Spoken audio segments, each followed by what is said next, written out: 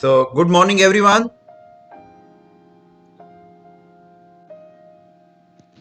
Morning, sir. Good morning, Good sir. morning, sir. So, hope my slide is visible to you.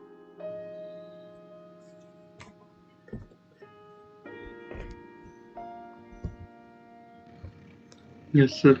All right. So, yesterday we had derived the basic relationships.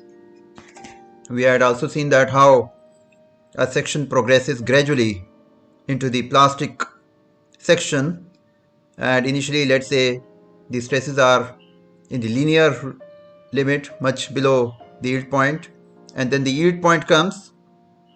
Yield point can come on both the extreme fibers simultaneously in case of a section which is symmetric along both the planes x and y, that is bisymmetric section, it will come simultaneously. Monosymmetric section, it will come depending on which side the area is larger or where the area is more centered towards the top or towards the bottom. So basically it will come first on the periphery which has lesser area. Okay, that was the mechanism, and then we derived the relationship for the plastic moment capacity. So the elastic moment capacity is basically the yield stress multiplied by the elastic section modulus. Similarly, plastic moment capacity is the yield moment multiplied by the plastic section modulus. This we had derived, and then we had also derived the expression for the plastic section modulus, which is nothing but all we have to do is area by 2, and we multiply it by the lever arm constituted by the two areas, the centroids of the two areas, one for the compression, one for the tension. So that's what we have the plastic section modulus. So we define a factor F, which is the ratio of the plastic to the elastic moment capacity, or plastic to the yield moment capacity, or it is also the ratio of the plastic to elastic section modulus. Now what does this term shape factor signify? So you raise your hand according to you what this shape factor signify to us. Any guess? So shape factor. Strength of the member. Sorry, Dharam Singh. Yes, tell me. The strength of the section. Strength of the member. Strength of the member, but then the yield moment also tells us strength of the member. Okay. So first of all, my question is that F will be greater than 1 or less than 1? Greater than 1, sir. Yes, it will always be greater than 1. So basically F tells us by what factor is the plastic moment capacity larger as compared to the yield moment capacity. Alright.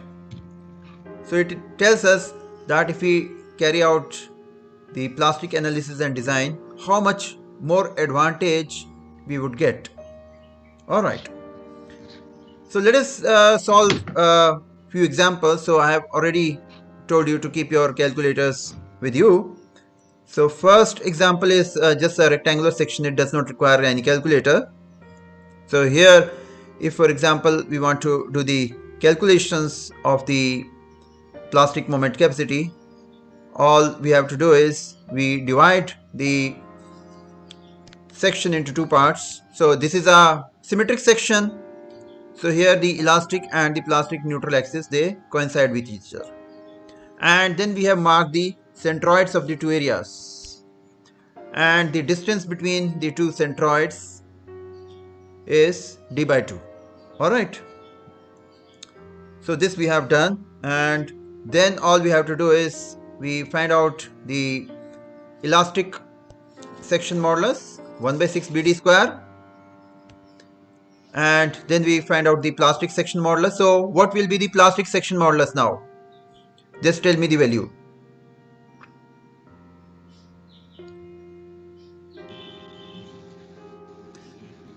BD square by 4. Yes, it will be BD square by 4. Correct. So then we can find out the shape factor. This is coming out to be 1.5. So this tells us that the plastic moment capacity of the section is 50% higher than the yield moment capacity of the section. So it's a rectangular section. So we get here advantage. At least we get here 50% advantage. Alright. So let us now come to another example which requires calculator. So here we have this T section, and this T section we have all the dimensions marked here in mm. So just draw on your paper, and what we'll do all the calculations for the yield moment capacity and also the plastic moment capacity. So just take a while and draw it on your paper, and then we'll start doing together.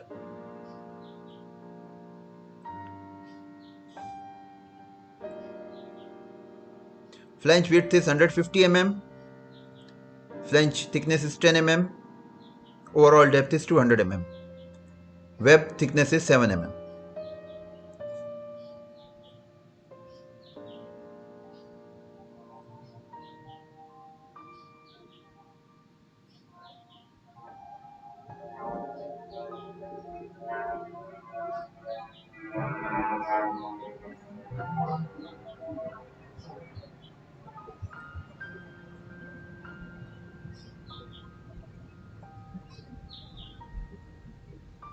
Okay, that was a plane has gone now. Okay, so we divide the section into these two areas, the two rectangles. So we have the rectangle made by the flange and one rectangle made by the web. And we have to find the shape factor. We have to find the section modulus for the elastic case and for the plastic case, and we have to find the corresponding moment. So first is that we find out the elastic neutral axis. So can you find the elastic neutral axis? Maybe we can take the origin at the top. So we take the origin at the top, and here we find out the elastic section modulus.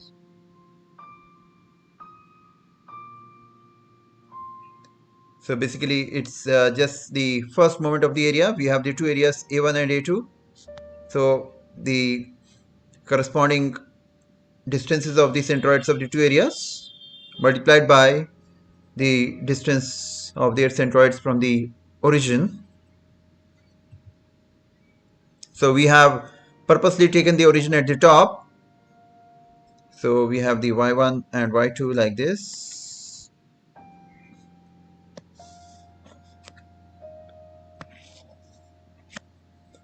So can you tell me the value? So this will tell us whether our section modulus, this will tell us whether our 52. neutral axis is lying in the flange or the web. Okay, so you are getting 52? Correct 52. answer. This 52 mm from the top. So that means the elastic neutral axis is lying in the web region, right? So please note this very carefully, that the elastic neutral axis is lying in the web and not in the flange. Okay, let's go further. Now how do we calculate ZE? So the step is that we have to first calculate the moment of inertia, and then we have to divide it by the distance of the extreme fiber from the neutral axis. So here my question is, what will go on the elastic section modulus? Compression side or tension side, that is top side or the bottom side? Which will go on the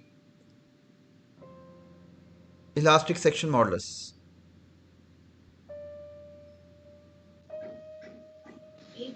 Compression side, sir. Compression side? Yes, sir. Compression side.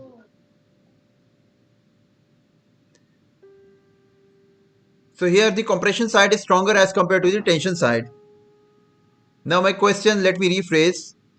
When we find out the elastic section modulus, we do like this. We divide the moment of inertia by distance y. So we have to take the larger of the two distances. So what will here come in the denominator? Will it be the y for the top or y for the bottom?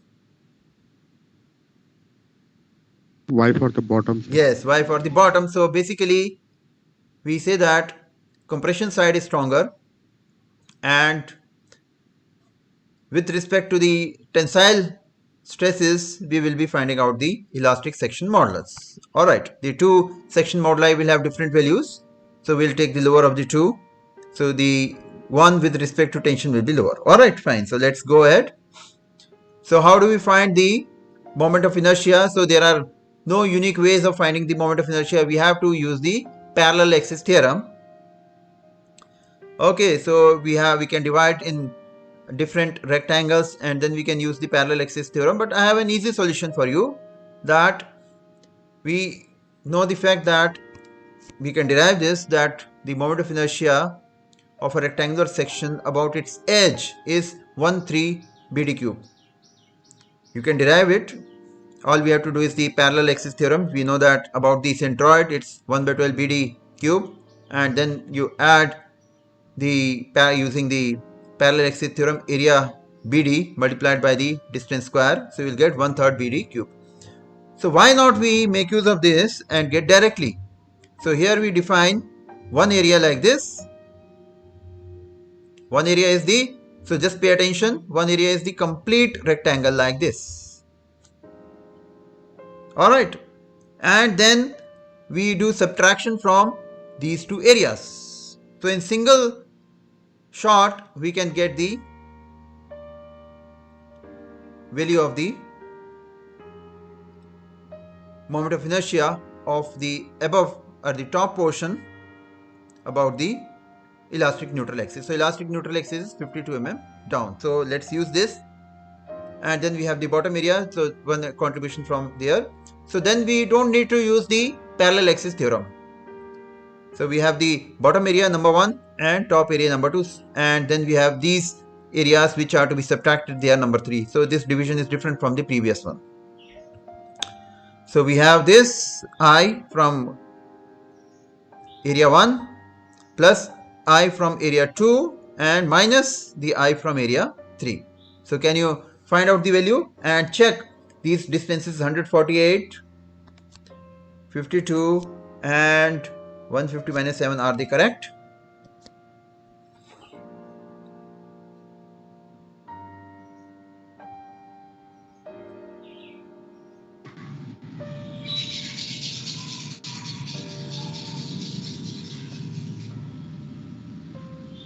Sir, I think it's 12605853.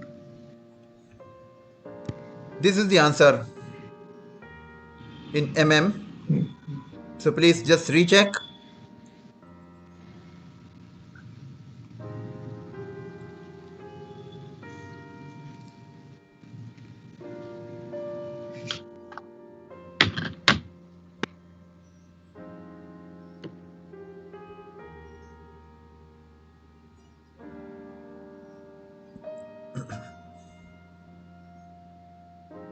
So remember that area 3 we have to subtract.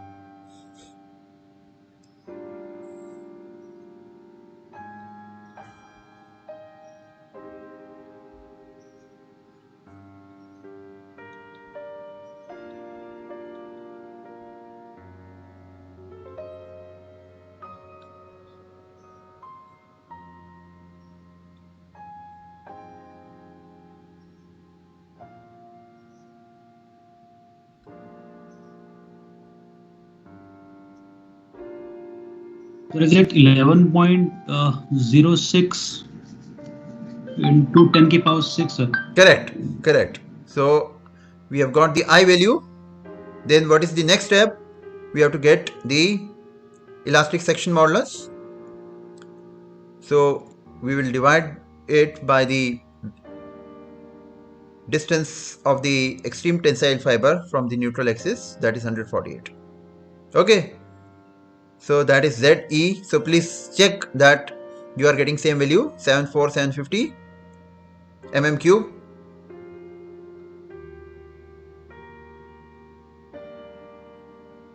Yes, sir. Alright, then we can proceed further.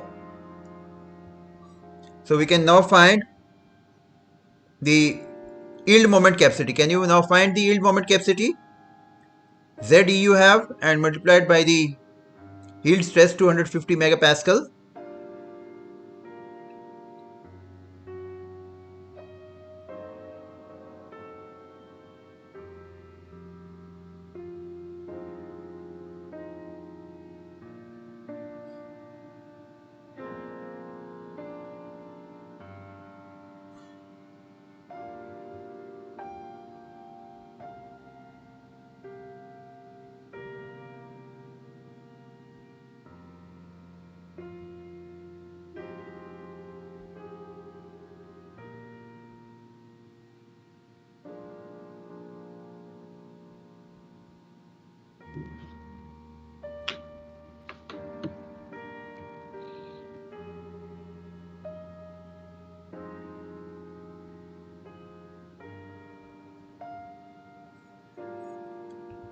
So the answer, has anyone calculated the answer?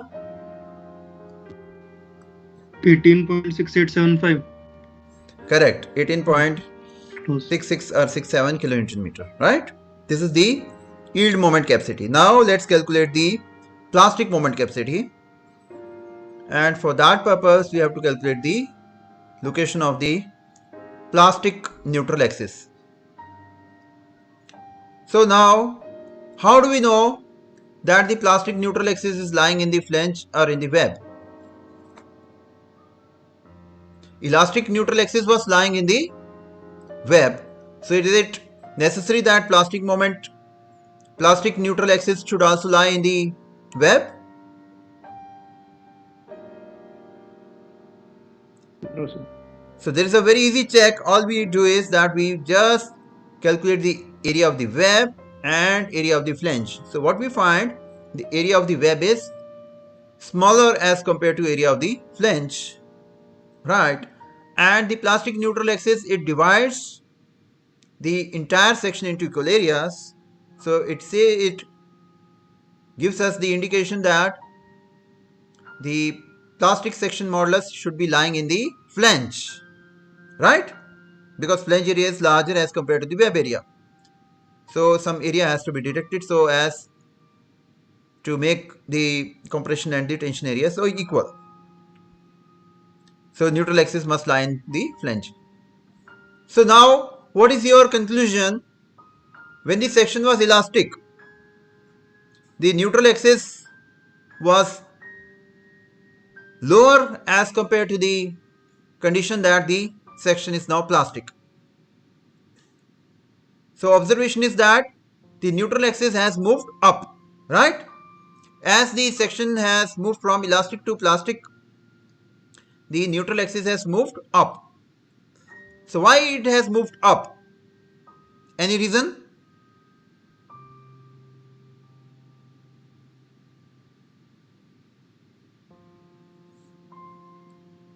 The answer is that when the section was elastic, both the compression extreme fiber and the tension extreme fiber, they were lying below the yield point. And then when we increase the moment, so yield point first came where? Tension or compression? It came first in tension side. It came in the tension space, and after that the stress did not increase in the tension side, whereas in the compression side, that is top, the stress was increasing. Now the moment is increasing, so how does the section it resist moment? Because the only way to increase the compression forces is now to increase the area of the compression zone. Sorry, the only way for the tension force to increase is to increase the area of the tension zone. So that's why the neutral axis is shifting upwards. So thumb rule is that basically if we find in the case of monosymmetric section, if we find that the neutral axis is down, the elastic neutral axis is down towards the downside, then as we increase the moment and bring it to the plastic zone, the neutral axis will move down further, and vice versa. If it were on the upside in the elastic region, then as we move it from elastic to plastic, it will move further up. Okay, so that's the thumb rule. Let's go further. So we calculate where exactly the plastic neutral axis is lying. So let's keep this as variable. The depth of the plastic neutral axis from the top as variable. So let's say it is yp from the top. So all we have to do is just equate the two areas. So the top area is 115 to yp, and similarly the bottom area is on the right hand side, and when we solve, we'll get the location of the plastic neutral axis. This comes out to be 9.4 mm. Please check this answer. Is this answer correct? Do your calculations. 9.443. Okay, fantastic. 9.43 mm. So now how do we get the plastic section modulus? So what we have found is that plastic section modulus is basically the half of the area multiplied by the distance between the centroids of the compression and the tension areas, right? So how do we find this here? So we have the compression area and we have the tension area. Compression area is all the area on the top of the plastic neutral axis, and the tension area is all at the bottom of the neutral axis. So the tension area is consisting of the entire web and part of the flange. So these are the dimensions. So now if we see here, out of the 10 mm of the flange, 9.4 mm is in compression and 0.6 mm is contributed to the tension zone. So it's almost coincident with the flange. Just 0.6 mm gap is there. So all we have to do is now find out the first moment of all these areas about the plastic neutral axis. Basically that's what it means when we say that the section modulus, it is equal to the A1 into its first moment about the plastic neutral axis plus A2 its moment about the plastic neutral axis, and A3 its first moment about the plastic neutral axis. So that's what we have to find, or alternatively you can find the centroid of the bottom area. So the bottom area consists of a thin part of the flange and the web. So both ways you can do. So we follow this way. So what we have done is we have found the first moment of the three areas about the plastic neutral axis. So just check that this is correct and tell me the answer.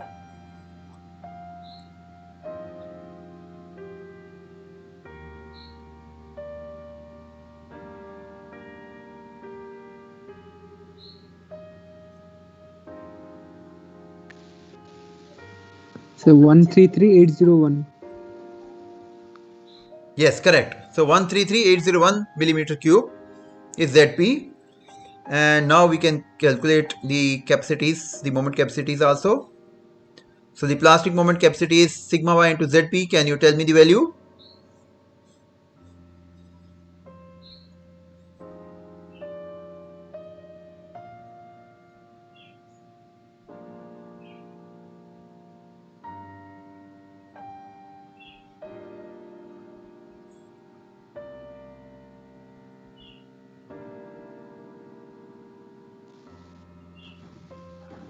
.45 into 10 to the power 6.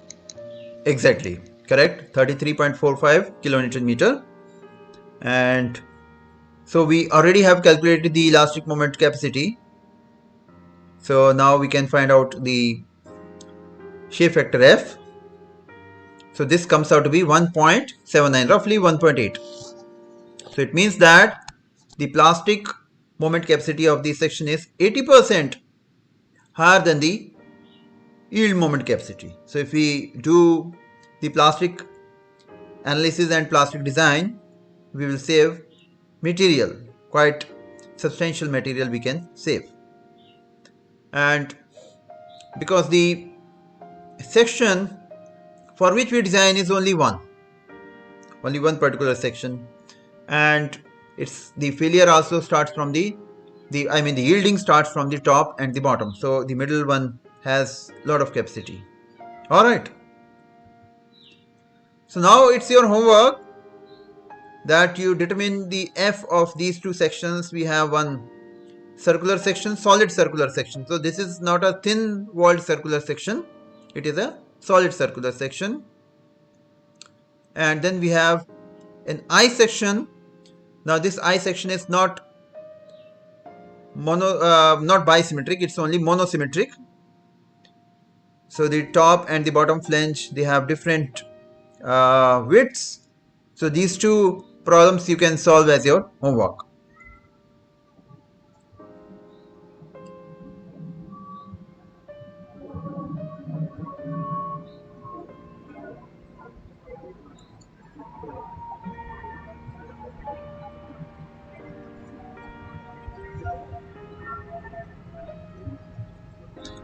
So we are now just stopping here. You have any doubt, please let me know. Yesterday's live lecture has been posted in both the Impartus and the Facebook, and today's lecture will also be posted. We don't have any class on Monday because Monday is a holiday, and we'll meet on Wednesday, and we'll switch over to our previous method of pre-recorded talks followed by live discussions. So we'll be switching from Wednesday, so I have sufficient gap to prepare. Yes, Asif Ali, tell me your problem. Sir, after 28 or 29th number, we have midterm breaks, sir. So will you be conducting class in dot break, sir? Because you are saying on Wednesday you will take class, sir. Wednesday is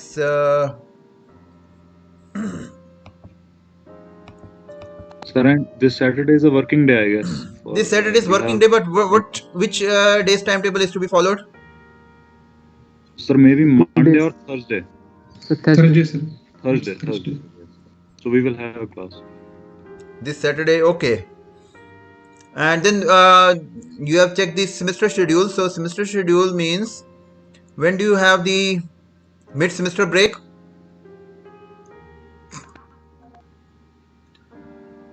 From 28th, 29th. Okay, actually I want to Friday, actually I am going somewhere out.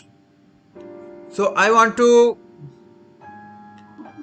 I want to shift the Saturday class to Wednesday 2nd. Will that be fine?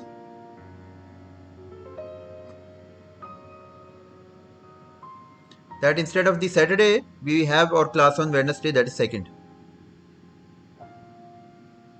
Okay, sir. Is it fine? Okay, sir. Sir, I hope it's fine with everybody. It's fine with me, sir. Okay, I think it's online. So online there won't be any problem, because only thing is that to switch over to the new way of recording,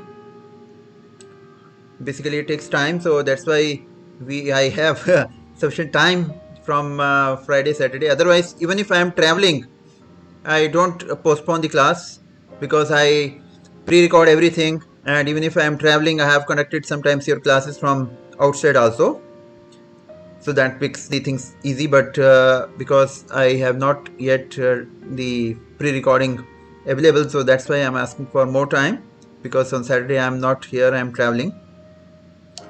So okay, then you have any other doubt or question about plastic analysis, you let me know. And plastic analysis you will find not very difficult. So here we are referring to largely one book by Megson.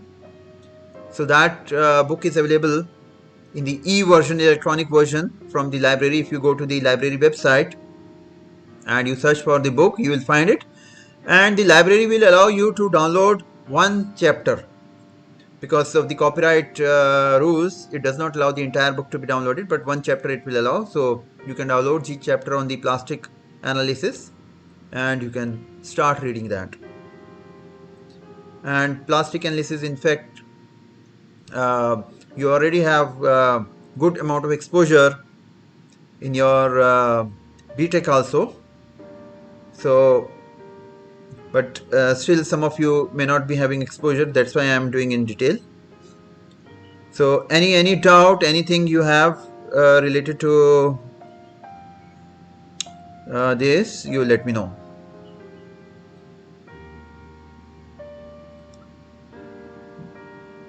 But mid-semester break, I had done the calculation that if we include the lectures during the mid-semester break, then only we were having 42 lectures.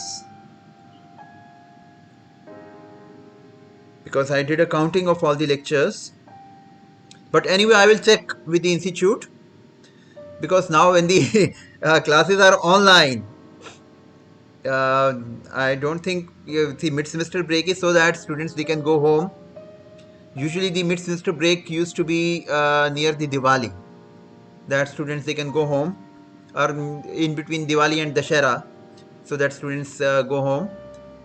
And now students are, everyone is already at home. So mid-semester break, and already this semester had started late. So I don't know why the institute has kept the option of the mid-semester break, but we'll follow it if it's there. But then I'll also recheck my calculations that we have 42 lectures. The total lectures are 42, 3 credit course, 14 weeks is the teaching class. So we should have 42 lectures. Then only we will be able to finish this syllabus. So I'll just recheck. So at the moment we are not having any class on Saturday, and we have rescheduled it on Wednesday. Okay, so thank you very much, because I thought that I will not Thank you, sir. start the new portion because that involves it's a conceptual idea. So I thought that I'll record that and we'll use the recording method for that. So today I hope you did not have any interruption. Oh, we have to check. Okay, we have Sir, to is your check voice attendance also. Just a breaking minute. something? You had little bit obstruction. If Yes, sir, a little bit of text. little bit obstruction was there. Okay, was it the in terms of my voice? My voice was breaking in between. Just give me a feedback by raising hand if my Yes, voice sir. was breaking in Yes, between. sir, it was breaking down. All right. And was there any difficulty in the transitioning of the slides? Slides were moving forward properly, or they were hanging? No, sir, it was working smoothly. So slides were working smoothly. Only thing you found was my voice. Okay, today I have positioned myself at a different place. I am much closer to the router also. So anyway, let us just take the attendance and then we'll close.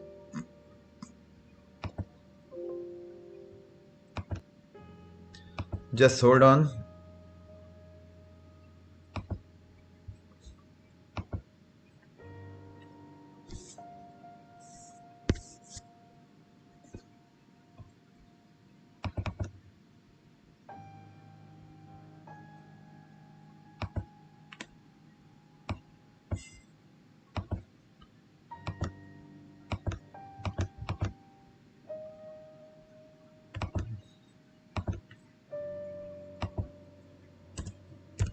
Okay. Ankish Chaudhary, Present, sir. Asif Ali, Present, sir. Dharam Singh, Present, sir. Manish Gopal Agarwal,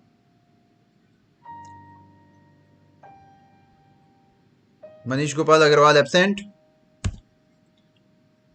Present, sir. Present, okay. Yes. Manish Kumar Meena. Yes, sir. Mayank. Present, sir. Namrata Pandey. Present, sir. Rahul Dabar. Sir, Namrata present. Yes, I have marked your presence. I have marked. Sahil Garg. Thank you, sir. Present, sir. Rahul Dabar. Rahul. Yes, sir. Varun Kumar. Present, sir. Amrendra Kumar Jha. Present, sir. Prashant Paudel. Present, sir. Major Suresh Singh Mehra. Present, sir. Pawan Kumar. Present, sir. Alina. Present, sir. Shubhra Jyoti. Present, sir. And then Karin Faiz. Yes, sir. Okay, fine. Thank you then. Thank you, sir. Thank you, sir. Thank you, sir. Thank you. Thank you, sir.